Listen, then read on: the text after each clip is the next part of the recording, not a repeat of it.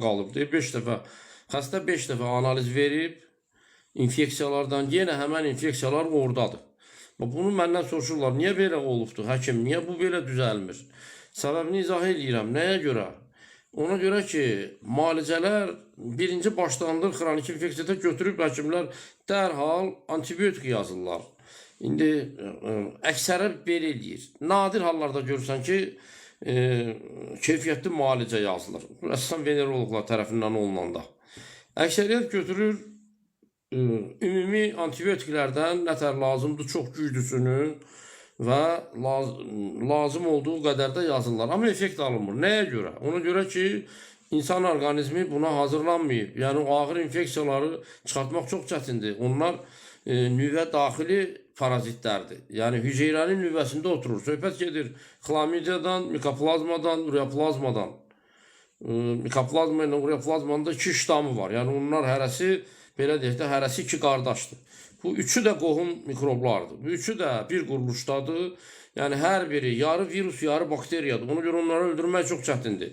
Və onlar girirlər hüceyrənin nüvəsinə, bizim hüceyrəmizin nüvəsinə. Elə bir yerə girirlər ki, ora dərman çatmır. Başa düşürsünüzmü? Biz onu öldürməyə imkan tapırıq ancaq o hüceyrədən çıxanda.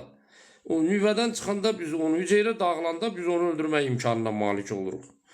Bu belə bir şey şəraitdir. Ona görə insan orqanizminin immunitetini gücləndirmədən, orada drenaj eləmədən bu mikroblardan xilas olmaq mümkün deyil.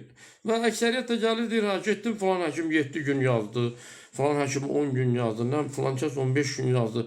Yəni bu xəstəliklərin 7-10 günlük müalicəsi yoxdur belə xəstəliklərin.